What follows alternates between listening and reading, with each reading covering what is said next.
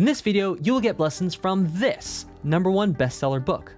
I'm offering this lesson to you for free as part of my company's mission to help you reach your music dreams and have fun along the way. You will find the playlist with all videos from this course in the video description and comments. There may be information in previous videos that will make the video you are watching now easier to understand. I recommend watching the videos in order. Hi, I'm Dan Spencer, author of the Best Music Theory book for beginners. Over 5,000 people have purchased this book, pushing it to hit #1 bestseller in its category on Amazon. Now, here is the next lesson and the Best Music Theory course, Level 1. So far, you've learned how to use notes, quarter notes, half notes, and whole notes in measures for writing and reading and also performing or clapping. So you know how to read, write, and understand quarter notes, half notes, and whole notes, which are great for sound. But what about silence? Because as we know, rhythm, like a light switch, is sound and silence. We're not talking about how low or how high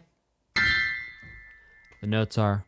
We're just concerned whether there is sound or there is silence. So what we're going to talk about today and over the next couple lessons are going to be rests. And rests in music are symbols that show us silence. And the different symbols mean different durations of silence. So just like we had rhythmic value for notes, so a quarter note was worth 1 beat, a half note worth 2, and a whole note worth 4, we're actually going to see we have a similar thing show up in rests. Rests are silent. You're not going to clap them or play them or perform them. You'll just sort of count in your head or aloud when they happen and just sort of watch them go by. When you are clapping and there's rests, I actually like to do an anti-clap. So whenever there's a rest, so let's say there's a quarter note, clap, quarter rest, anti-clap. That way you keep some sort of movement going and you can acknowledge the rest a little bit better. Let's talk rests versus notes. We have whole notes. Those get 4 beats or 4 counts. We also have whole rests. Those get 4 beats, 4 counts. This guy right here. Yep, that's the whole rest. Okay, then we have half rests. And sure enough, those are going to get, you guessed it, 2 beats or 2 counts, half rests. Let's take a look at those. Zooming on in. Yep, they look kind of like whole rests, but a little different. So half rests, 2 beats, 2 counts. And then we also have quarter rests, which get 1 beat or 1 count each. Let's zoom in, take a look at those. Oh, those are complicated looking, aren't they? Scary things, quarter rests, but don't worry, we're going to walk you through how to write this. Now, there's an interesting piece of information I'm going to bring up to you several times over the next several lessons, and that is going to be a whole rest can be used in any time signature to show a full measure of rest or a full measure of silence. Now I'll go into that more in depth the next time you hear it, but I want to plant the seed so you really start to get that one. So let's do a quick comparison here. 4 beats or 4 counts, that's either going to be a whole note or a whole rest. 2 beats or 2 counts, that's going to be a half note stem up, half note stem down, or a half rest. And 1 beat or 1 count is going to be quarter note stem up or stem down or a quarter rest. I'll see you in the next lesson. In this lesson, we're going to be talking about how to write whole rests, half rests, and quarter rests. We're going to do this in 2 parts. The first part, I'm going to talk and I'm going to point, and I'm going to break things down for you. And in the second part, I'm actually going to get on the iPad and write the rests in real time so you can do it with me in your workbook to make sure we are all on the same page on exactly how to write rests. So let's get started talking about whole rests. So whole rest is a small little rectangle, and it hangs down from the 4th line of the staff. The rectangle is the same length as a closed note head. Don't make your rectangles like this long. And the rest hangs down 50% of the way between the 3rd and the 4th lines of the staff. Let's zoom in and take a look at that. Yeah, you can see that space between line 3 and line 4. Right here. Whoop. Yeah, right there. You see that space between line 3 and line 4? It's about 50-50. 50% taken up by the rest, and then 50% taken up by space. Pretty even division there. Also, we got some ketchup and mustard colors going on. Didn't plan it, but glad it happened. Now, in 4/4, you'll write whole rests at the beginning of measures on beat 1. So you'll write it the same place you wrote the whole note. Whereas in 3/4, you're actually going to write the whole rest in the middle of the measure. Now, remember we talked about in the last lesson that a whole rest can be used in any time signature to show an entire measure of silence. Well, sure enough, we can also do that in 3/4. We can show that there's a whole rest, and even though you're only supposed to have 3 beats worth of content in a measure of 3/4, you can have the whole rest in there to show that it's taking up the entire 3 beats of silence. That's just one of those weird music theory rules. Okay, let's talk about half rests. Half rests are small little rectangles that rise or sit on top of the third line of the staff, line number 3. The rectangle is the same length as the closed note head, which is also the same length as the whole rest. And just like the whole rest took up 50% of the space between line 4 and line 3, again, the half rest is going to take up half the space. So you can see that half the space is open for mustard or other condiments. Okay. Lastly but not leastly, we have our quarter rests. Now, quarter rests, I'm going to walk you through how to write them, but I'm going to talk you through it the first time. So you're going to start a diagonal line going down to the right, below line 5, attaching to line 4. Then you write a diagonal line to the left, connecting line 4 to 3, then to the right, ending before line 2, and then we hook around, ending before line 1. Don't worry, I know that was complicated. I'm going to walk you through how to do it. Also, your workbook walks you through how to do it step by step. Don't worry, I got you. I'll see you in the next lesson where I'm actually going to write the whole rest, half rest, and quarter rest and talk you through it as we go. I'll see you there. This is part 2 on how to write whole rests, half rests, and quarter rests. In your workbook, you have a bunch of exercises where you can actually trace the rests, practice writing them, looking at them, copying them. That's all well and good, but sometimes having someone actually show you and talk you through it in real time is super duper helpful. So, whole rests always hang down from line 4. So let's count up 4 lines, 1, 2, 3, 4. And then, you could write a whole rectangle. I like to make my life easy and just write 3 sides of a rectangle. Oh, well, we brought it home. That's okay. That's a whole rest. Show you one more time, zoomed in real close.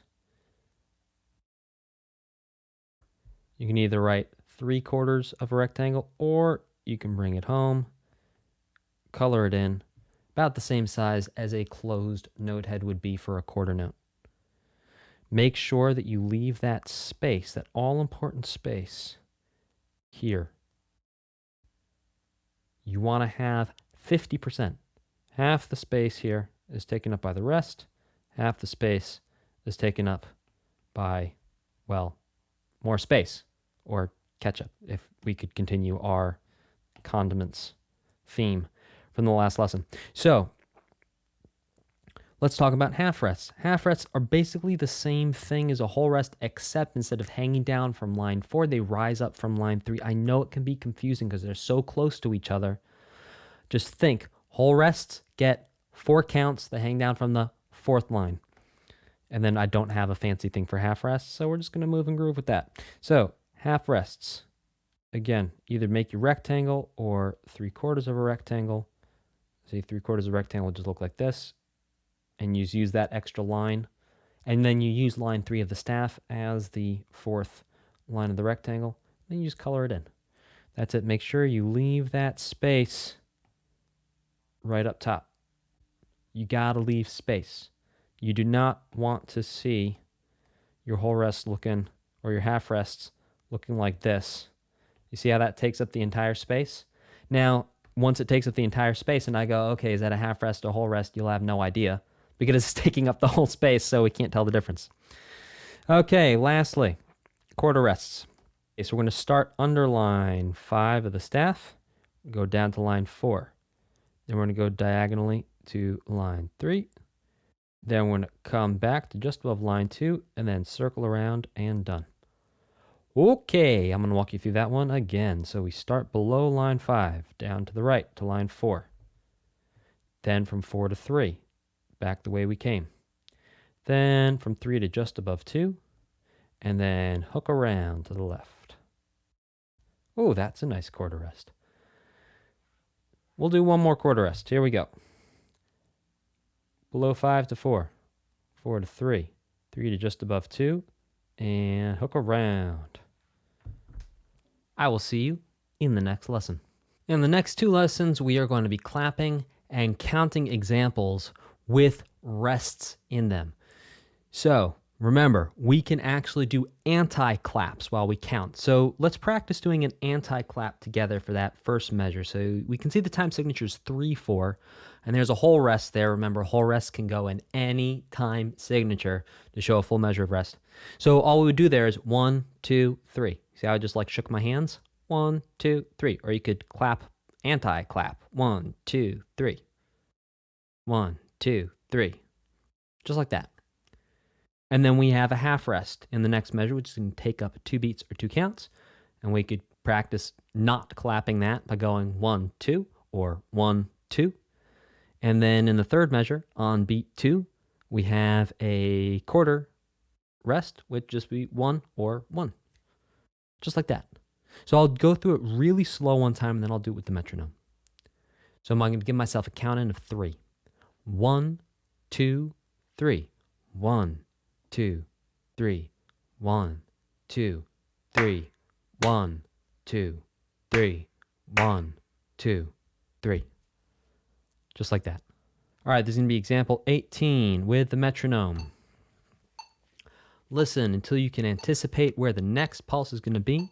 Check the time signature. I'm looking at the time signature. It is 3/4. That means I'm going to give myself a count in of 3. 1, 2, 3. 1, 2, 3. 1, 2, 3. 1, 2, 3. 1, 2, 3. There you go. That's it. Let's take a look at number 19. Again, let's practice doing this one time, no metronome. I'm going to talk you through it, walk you through it. So, looking at the top number of the time signature, it is 4, which means we're going to have 4 beats or 4 counts in every measure. So I'm going to go 1, 2, 3, 4. Here's measure 1. 1, 2, 3, 4. 1, 2, 3, 4. 1, 2, 3, 4. 1, 2, 3, 4. With the metronome. Here we go. Get the pulse. Look at the time signature. 1, 2. Here we 4. 1, 2, 3, 4. 1, 2, 3, 4. 1, 2, 3, 4. 1, 2, 3, 4. Excelente, pasta al dente. I will see you in the next lesson. We're going to clap 3 more examples taken from real pieces of music.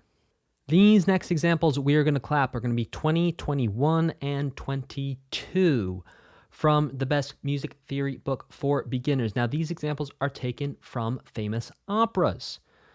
Now, why, you may be asking me, Dan, on earth, are we doing songs from operas? Well, it's because they have very easy drum parts in them, and this is the best I could find that was going to be good for you to clap. That was a real piece of music that you could actually clap something real that also just use whole, half, and quarter notes and rests. So that's the main reason, but it's also kind of cool to learn some history and check out some interesting pieces along the way. This is going to be from the Ring Cycle by Wagner. So you'll notice there's something a little different about this piece of music too, and that is it's 2 lines long. So what happens is when we have a piece of music that is 2 lines long, what we do is we read from left to right, like that, And then guess what we do? We go to the second line and we read from left to right. Left to right, new line, left to right, just like if you were reading a book. This is bass drum part on page 28, measures 3 through 10 of the Firstener publication. Let's rock and roll. So we get the pulse, count in 1, 2, 3, 4. 1, 2, 3, 4. 1, 2, 3, 4. 1, 2, 3, 4. 1, 2, 3, 4. Second line. 1, 2, 3, 4. 1, 2, 3, 4. 1, 2, 3, 4. 1, 2, 3, 4. In this next piece, you'll notice that there are, again, 2 lines of music. So we're going to read through the first line, then we're going to read through the second line. This is actually from Rusalka by Antonin Dvorak, and this opera actually tells the story of The Little Mermaid. Now, you'll notice that there's these little numbers above the notes, like that little 57 there, and then over here, that 61. These are actually called measure numbers, and very often you will see those numbers above the staff to indicate what measure you are in. So let's rock and roll. Looking at the time signature, common time, that basically means 4/4. So counting is going to be like this: 1, 2, 3, 4. 1, 2, 3, 4. 1, 2, 3, 4. 1, 2, 3, 4. 1, 2, 3, 4. 1, 2, 3, 4. 1, 2, 3, 4. 1, 2, 3, 4. 1, 2, 3, 4. In our last example, Les Vêpres Siciliennes, we have a Giuseppe Verdi opera here. Now we have 3 lines, and for a 3-line piece of music, well, we're going to do the first line. Then we're going to do the second line. Then we're going to do the third line, just like that. And we don't stop or pause between. We go straight from the end of the first line to the second line, and straight from the end of the second line to the third line. Count in, get the pulse, look at the time signature. So I'm going to call out the measure numbers as we go to make sure you know exactly where we are. So we're starting at measure 45, and that's really measure 1 on this piece of music. But in that opera, it'd be measure 45. The second line will be at measure 49. The third line will be at measure 53. So I'll call out those numbers as we go. Count in. 1, 2, 3, 4. 1, 2, 3, 4. 1, 2, 3, 4. 1, 2, 3, 4. 1, 2, 3, 4. 49. 1, 2, 3, 4. 1, 2, 3, 4. 1, 2, 3, 4. 1, 2, 3, 4. 53. 1, 2, 3, 4. 1, 2, 3, 4. 1, 2, 3, 4. I will see you in the next lesson. In this lesson, we're going to do a deep dive into measure math once again. Measure math 2, we're actually going to use rests and notes together. So, quick recap. 4 beats or 4 counts is going to be a whole note or a whole rest. 2 beats or 2 counts is going to be a half rest or a half note. And 1 beat or 1 count is going to be a quarter rest or a quarter note. So let's look at some examples of measure math in 4/4 with incorrect and correct. So we can see, just looking at our incorrect example here, measure 1 Well, there's a quarter note and a quarter rest. That's 1 plus 1. That equals 2. That's no good. Over here we have a quarter rest, a quarter note, a quarter rest, a quarter note, a quarter rest, and a quarter note. That would equal 6 beats, which is not correct because the time signature is 4/4, so we need 4 beats or 4 counts worth of content in every measure, no more, no less. See, in this measure, we just have 1 quarter rest. Well, that's worth 1 beat, and how many do we need? 4. Over here, we have 3 beats or 3 counts. No Boinskis, we need 4. Now let's look at our correct example. Ooh, whole note, 4 beats, 4 counts. Half note plus, yeah, that's a half rest rising up from line 3. Oh, that's 4 beats. Let's see, half rest plus a quarter note plus a quarter rest. Sure enough, that is 4. 2 for the half rest, 1 for the quarter note, and 1 for the quarter rest. And then over here, we have, again, 4 beats. We have 1 quarter rest, 1 half note, and 1 quarter rest. That's a total of 4, count them, 4 beats. Let's look at some incorrect and correct measure math for 3/4. So the time signature is 3/4. We need 3 beats or 3 counts in every measure. Well, 1 quarter note, that's not right. 1 half rest and 1 half note. That's 4 beats. That's not right. And then we have a whole rest plus a quarter note. Well, that's not right for sure. And then a quarter rest plus a quarter note. Well, that's only 2 beats. So that's no good because we need 3 beats or 3 counts in every measure. Now, in the correct measure math, this is the correct measure math, we have 3 beats or 3 counts. And you might be saying, well, hang on a second, that there is a whole rest. And you'd be right. But remember, a whole rest can be used in any time signature to show an entire measure of silence. It sort of morphs itself to whatever time signature you're in. It changes itself to whatever time signature you're in to be worth that number of beats. In the next measure, we have a quarter note, a quarter rest, and a quarter note. 1 plus 1 plus 1 equals 3. In the next measure, we have a quarter note plus a half note. 1 plus 2 equals 3. In the next measure, we have 1 quarter rest and 2 quarter notes, which equals 3 beats or 3 counts. I will see you in the next lesson. In this lesson, we're going to be talking about how to write lines of music when there's two lines of music, not just 4 measures, but 8 measures now of music. First, I'm going to talk you through it and show you the pictures, and then I'll actually walk you through it in the next lesson, writing in real time so you can get a good sense of how to do it. So we're going to start off by getting 2 staves. That's right, when you have 2 staffs and you put them together, they become a staves. That's the plural when you have more than 1. So what you're going to do with the 2 staves, you divide them both in half and both into quarters with regular bar lines. Then, and this is very interesting, at the end of both, on the right side of both staves, you are going to put on the top one a regular bar line, and at the bottom one, a final bar line. I'm going to zoom out so you can really see that. There you go. Regular bar line, final bar line. Step number 3. You're going to put percussion clefs on both staves, not just the top one, on both staves. Each one gets a percussion clef. And finally, step 4, you're going to add the time signature only to the first stave.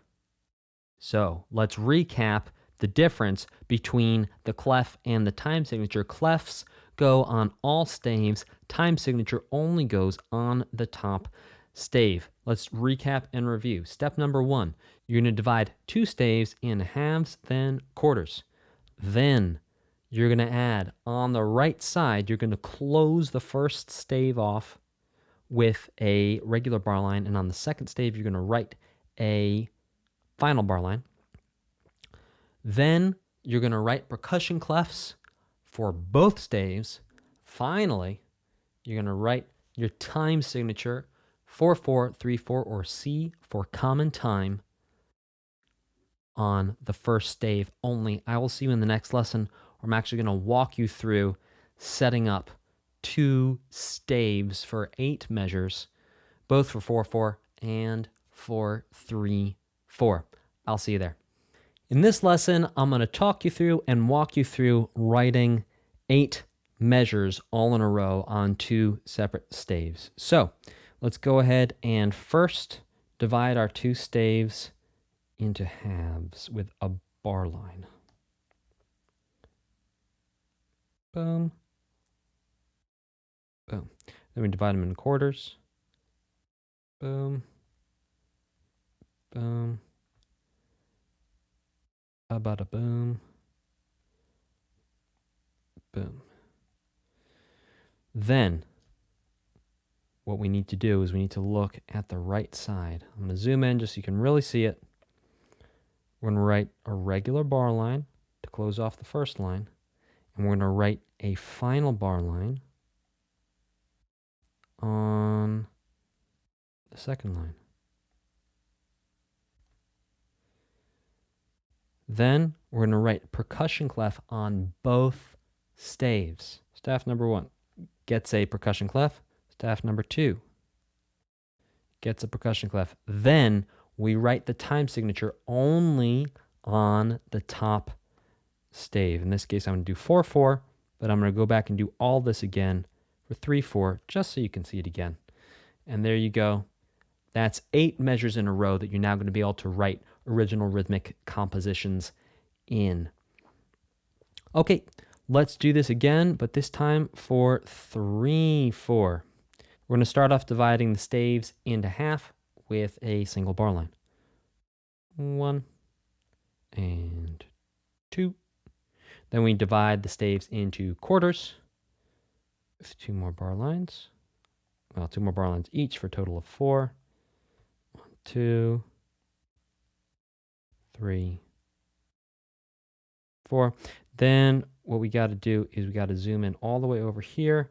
And I'm zooming in so you can see, obviously, if you're working on paper, you don't zoom in. Well, maybe you bring your head closer to the paper and that's how you zoom in. But anyway, we close off the first line with a regular bar line, and the second line of staff is where we write our final bar line.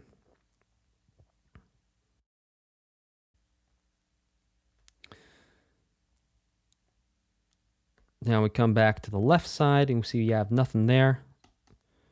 I'll clean that up just a little bit. And then we're going to write percussion clef for both lines. 1, 2, 1, 2. And then we're going to write our time signature on the top. In this case, it's going to be 3. Oops, I was looking up at my screen. I got a little messy, but that's okay. 4. 3, 4. And that's 8 measures for 3-4. I will see you in the next lesson. Over the next 2 lessons, we're going to be talking about how to write both notes and rests in measures. Now, this does get a little bit complicated, so we have a really awesome, unique, nifty color coding system that you'll see in a moment. So first, let's talk about some rest rules. We have 6 rules for rests. Please feel free to come back to this page whenever you are writing music. Rule number 1 is a rest starting on a strong beat can, C-A-N, can, it is able to last into a weak beat. Rule number 2 is a rest starting on a weak beat cannot last into the next beat or beats. Use separate rests. That one's interesting. 3, when possible, combine smaller rests into larger rests as long as this does not break the previous 2 rules. Ooh. If your head's starting to spin, don't worry, we're going to break it down. Number 4, a whole rest shows a measure of silence in all time signatures. You might remember that one. 5, whole rest should be written at the beginning of a measure in 4-4, whereas in 3-4, we're going to write them in the middle of a measure. And that's rule number 6. So let's review our strong and weak beat colors. Strongest beats are green, strong beats are yellow, weak beats are orange, weakest beats are red. And the order of strongest and weakest beats in 4-4 is going to be strongest, weak, strong, weakest, and in 3-4 is strongest, weak, weakest. Now, you're going to start to see how this really matters for writing rests and notes. So, let's look at this. Whole rests. Well, whole notes, sure enough, those can go on strongest beats. Half notes can go on strongest, strong, and weak beats. Very true. Quarter notes can go on all four types of beats. A whole rest can only go on a strongest beat unless it's in 3/4, in which case you write it in the middle of the measure. A half rest can only be written on a strongest or a strong beat, and a quarter rest can go on any beat. Let's review this before we move forward. We have 6 rules for rests, and don't worry, we're going to see those rules in application. A rest starting on a strong beat it is able to, it is good if a rest starting on a strong beat goes to a weak beat. A rest starting on a weak beat cannot last into the next beats, so it has to only be on that weak beat. If you want the next beat after a weak beat to be silent, you need to use another rest. Whenever possible, you're going to combine smaller rests into larger rests, as long as it doesn't break the previous 2 rules. And that's really, rule number 3 is really for beginners, because you're going to have a moment where you have like 4 quarter rests in a row, and then you're like, wait, hang on, oh, there was rule 3, or combine. Because if you do rule number 1 or rule number 2 perfectly, you will not find yourself with rule number 3. So rule number 3 is just to catch you if you made a mistake in rule number 1 or rule number 2. A whole rest shows a measure of silence in all time signatures. In whole rests, we write them at the beginning of measures in 4/4, and we write them in the middle of measures in 3/4. I will see you in the next lesson. There is one key concept for you to understand before we look at correct and incorrect examples for 4/4 and 3/4 using a combination of notes and rests, and that is the imaginary divide between beats 2 and 3 when we are in 4/4 or common time.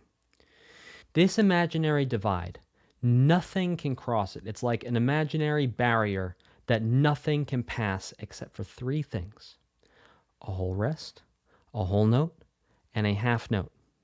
The 3 things that can cross this barrier are a whole note, a whole rest, and a half note. So let's see some examples of this in application. So we imagine that there is a divide between beats 2 and 3 right here. Now we have a problem because this half rest starts on beat 2 and lasts into beat 3, right? Because half rests get 2 beats, they get 2 counts. Now right there, that's crossing our imaginary divide. That is wrong. No, sir, cannot do that. Let's look at one more. This is actually almost the same example, but I'll do it again just to make sure you get it. So we have a half rest starting on beat 2. That's wrong for a number of reasons, but this is one of the reasons. Half rest starts on beat 2, lasts into beat 3. There's an imaginary divide between beats 2 and 3. Half rest is not one of the 3 things that can cross. The 3 things that can cross are a whole rest, a whole note, or a half note. And a half rest is not one of those. That's wrong. That is not okay. Now let's look at a correct example. Oh, right here we have indeed beat 2 half note lasts into beat 3, because a half note is worth 2 beats or 2 counts, so it's worth all of this. But that's okay, because there's 3 things that can cross our imaginary divide between beats 2 and 3, and those are whole notes, whole rests, and half notes. So an easy way to remember which type of rest you can use where is to think to yourself, okay, if I put a half rest on beat 2, because I want 2 beats of consecutive silence, I want beats 2 and 3 to be quiet, so I'm going to put a half rest on beat 2. That's wrong because of that divide between beats 2 and 3, and a half rest cannot cross it. So that's incorrect. I'll see you in the next lesson where we talk even more about the divide between beats 2 and 3 in the time signature of 4/4 or common time. And we also look at some correct and incorrect examples and how they're breaking our 6 rest rules from the previous page and the previous lesson. I'll see you guys there. In this lesson, we're going to be breaking down some correct and incorrect examples using a mix of notes and rests, but mainly we're going to be focusing on the rests to show why they are incorrect in the incorrect examples and why they are right in the correct examples. So all of these measures sound exactly the same. They're just written differently. It's like writing the word to, T-O-O, versus T-O versus T-W-O. They all sound the same, but they're written differently. All right, let's take a look at this first one. Okay, so this is incorrect for two reasons. Number one, it's crossing our imaginary divide between beats 2 and 3, and there's only 3 things that can cross that divide, and that is a whole note, a whole rest, and a half note. So that's no good from that perspective. And then also, rest rule number 2, we cannot start a rest on a weak beat and then have it last into another beat. So anytime you want to have a rest on a weak beat, it's most likely going to be a quarter note because that rest cannot continue on into the next beat. You need to write a second notation, which might be another quarter rest in the case of this, to get the correct. So let's look at the correct example, and sure enough, we got 2 quarter rests, which means number 1, we have our divide between beats 2 and 3, very clean. And number 2, the rest on the weak beat is not lasting into the next beat.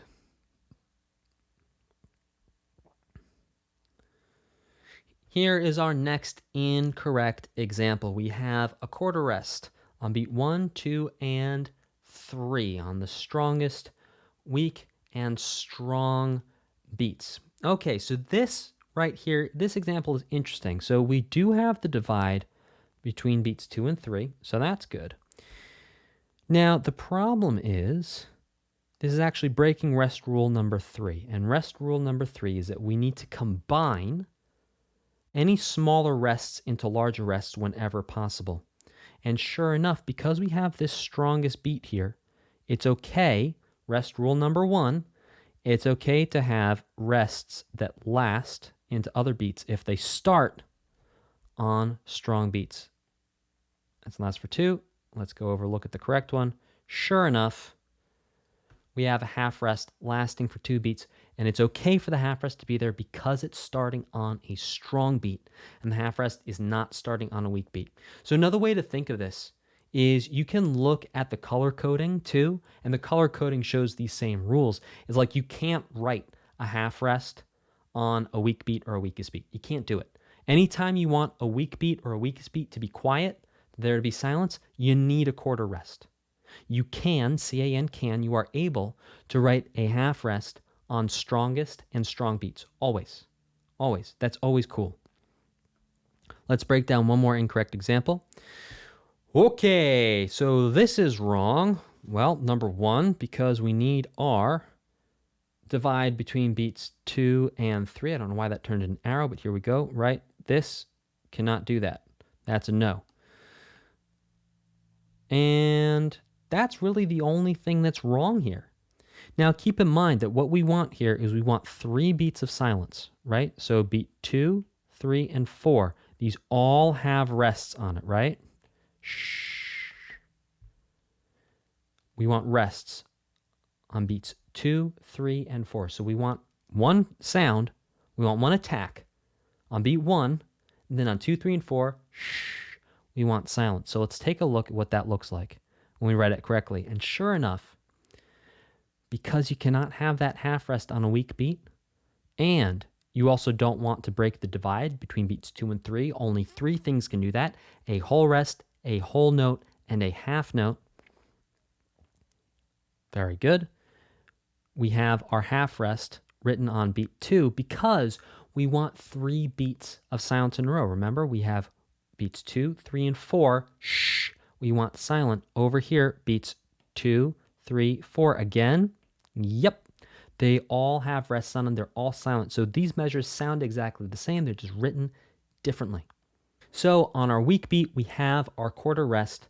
And starting on our strong beat, we have the half rest that lasts very correctly 2 beats. Now, it would not be correct to have a quarter rest here and a quarter rest here because rule number 3, whenever possible, we need to combine rests and that gets us our half rest there. In this lesson, we're going to continue to break down the correct and incorrect uses of notes and specifically rests in measures. So just a quick reminder that whenever we see 4/4 common time, we're going to imagine there is a divide between beats 2 and 3. There's a divide right down the middle of the measure. So we can see here in our first incorrect example that half rest would start on beat 2 and it would last into beat 3, right? Because it gets 2 beats. So it starts here and really it lasts all the way up to here, right? It's 2 beats of silence. Now that's crossing our imaginary line, which is a no. Cannot do that. So the correct way of writing that would be 2/4 rests. That way we have, yay, the imaginary line between beats 2 and 3. So let's look at this incorrect example. This example is incorrect for 2 reasons, actually very similarly to the first example. This is incorrect because we have a rest starting on a weak beat going into a strong beat. Whenever we have a rest on a weak beat, we need to write a different rest on the next beat. It is also incorrect because that rest is crossing our imaginary divide between beats 2 and 3. That half rest right here lasts for 2 beats. It gets 2 counts. No, we don't want that. So the way we're actually going to show this, keep in mind right here, we're talking about 3 beats of rest. 3 beats of rest. So we want 3 counts all in a row on 2, 3, and 4 of silence. How are we going to show that? This is how we show it. Number 1, we have our imaginary divide between beats 2 and 3. Number 2, we have the rest that is starting on the weak beat, stays on the weak beat, and then we have a new rest starting on the next beat. Let's look at one more in 4/4. This is actually a correct example. So let's say a whole note starts here. Yep, it can last through, so technically crossing the divide because it's worth 4 counts. And a half note, sure enough, can start on beat 2 and last into beat 3 and cross the divide. That is A-OK to do. I will see you in the next lesson where we're going to break down some correct and incorrect examples in 3/4. In this lesson, we're going to be breaking down examples in 3/4 with incorrect and correct rests. Now, 3/4 is a little easier than 4/4 because we don't need to think about that imaginary divide, or maybe it's harder than 4/4 because we don't have that imaginary divide to rely on. Let's unpack some measures, shall we? Okay, so this is incorrect because it is breaking rest rule number 2. You cannot have a rest start on a weak beat and last into the next beat. No, cannot have that. So let's break down what we want to have happen here. What we want to have happen here is we want a sound on beat 1, right? We want a quarter note on beat 1, and then we want 2 beats of silence. We want beat 2 and 3 to be silent. How are we going to write that correctly? There you go, just like that. So whenever you have a weak or weakest beat that you want to be silent, you need that quarter rest. You need the quarter rest. Always. Always, always, always. We can go back, we can look at our colors, and sure enough, half rests, you see that? Half rests only go on green or yellow, they only go on strongest or strong. Only. No exceptions. Now let's talk about one more. In 3/4, we have a quarter rest on beat 1, and we have a quarter rest on beat 2, and then a quarter note on beat 3. So essentially what we want is 2 beats of beat 1, beat 2. We want silent. Now the problem here is that this is breaking rest rule number 3, that all rests must be combined if they can. If you remember, we just talked about this, that the half rest can go on green or yellow. And so sure enough, what we need to do is we need to combine those two rests into a half rest that lasts for 2 beats. So look, it sounds exactly the same. 2 beats of silence here, 2 beats of silence here. We're just following the rules in the correct example. I will see you in the next lesson. In this lesson, we are going to give you some composition ideas for you to start writing different rhythmic compositions with for either 4 measures or, as you learned how to do a couple lessons ago, 8 measures at a time. So these are just 1 measure examples of different combinations of notes and rests. Here's 2 examples of 2 beats of rest in a row using half rests in 4/4. Here's 1 beat of rest and a half note. That's fun. Here's 1 beat of rest and a half note in 3/4. Here's 2 consecutive beats of rest and quarter notes, which is very interesting. So we can have a half rest, 2 quarter notes. We're going to have a quarter note, quarter rest, quarter rest. Why? Why can we not write a half rest there? Well, for 2 reasons. Number 1, we have our imaginary divide. And number 2, half rests cannot start on a weak beat. And in 4/4, beat 2 is, weak. And then finally, we can have a half rest starting on beat 3. 2 consecutive beats of rest and a quarter note in 3/4. This is always very interesting. Whenever you see 3/4, remember, you're always going to have these 2 quarter rests on the end because beat 2 is weak. So you cannot start a half rest there. It's always got to be 2 quarter rests, whereas at the beginning, our first beat is strongest, which means a half rest can start there. Here's 1 beat of rest. So basically just going to juggle around a quarter note. There you go. So that's 1 beat on beat 1, 1 beat of rest on beat 2, 1 beat of rest on beat 3, 1 beat of rest on beat 4, and then the same thing in 3/4. Now, these are not things for you to copy or follow. These just give you an idea of different combinations of notes and rests. There are so many more combinations out there than what we have right here. And I will see you in the next lesson. Oh, but it's not over yet. Click here to watch the next video lesson or up here for the full video playlist.